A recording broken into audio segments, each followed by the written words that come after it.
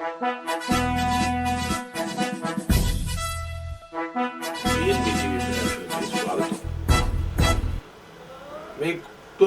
ఒక విషయాన్ని చర్చించక తప్పదు ఈ రోజున. ఏంటంటే గ్లోబల్ వార్మింగ్ అంటే ఏం తెలుసా?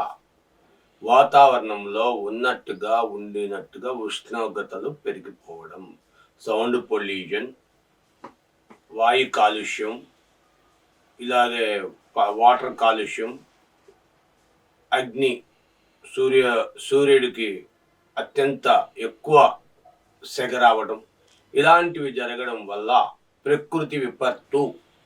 అచ్చ తెలుగులో చెప్పాలంటే ఈ ప్రకృతి విపత్తు వల్ల, దీనికి ముందు ఒక విషయం మీకు చెప్పాలి. దయచేసి ఎవరు కూడా స్కిప్ చేయొద్దు, దయచేసి వినండి, వాచ్ చేయండి. బ్రహ్మం గారు ఒక విషయంలో చెప్పారు కాలజ్ఞానంలో, అయ్యా ప్రపంచంలో అన్ని దేశాలు కూడా సర్వనాశనం అయిపోతాయి, ఒక్క భారతదేశమే ఉంటుంది అని చెప్పడం ఎంతవరకు నిజమో తెలియదు. కానీ అక్కడక్కడ క్యాసెట్లలోనూ అక్కడ వింటున్నాం చాలా కూడా జరిగినాయి. కానీ అట్లాంటికా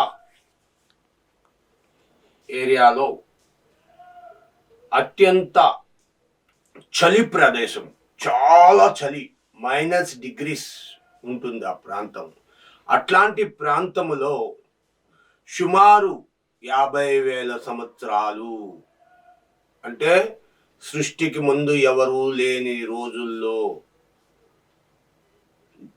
ఒక క్రిమి వైరస్, ఇది ప్రాణాంతకం, అమెరికాకు దగ్గర ఉన్న సమీపంలో, సౌత్ అమెరికాకు సమీపంలో ఉంది అట్లాంటిక్ సముద్రం.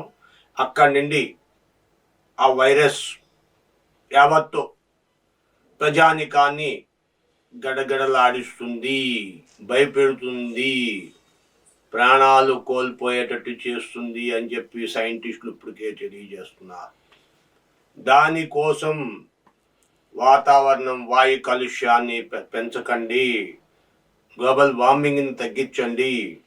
ఇప్పటికే కొన్ని దేశాలు బ్యాటరీ కార్లు ఇవన్నీ పెడుతున్నాయి, కానీ గ్లోబల్ వార్మింగ్ ఎక్కువైపోతుంది, ఉష్ణోగ్రతలు బాగా పెరిగిపోతున్నాయి.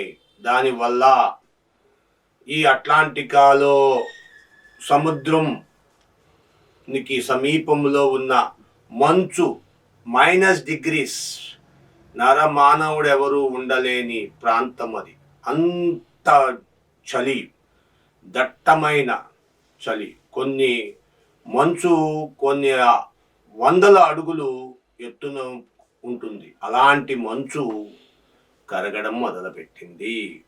కాబట్టి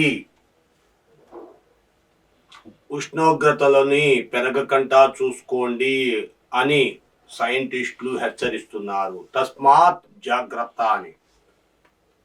కాబట్టి సాధ్యమైనంత వరకు విదేశాల్లో ఉన్నవారు ఉష్ణోగ్రతలకు దూరంగా చల్లగా ఏసీల్లోనూ అక్కడక్కడ ఉండాల్సింది తప్పితే బయటకు ఎక్కువగా రావద్దు అని చెప్పి సైంటిస్టులు ఇప్పటికే ముందస్తు హెచ్చరిక చేస్తున్నారు.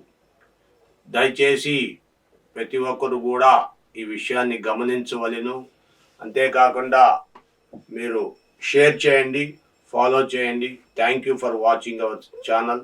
లైక్ చేయండి. Thank you.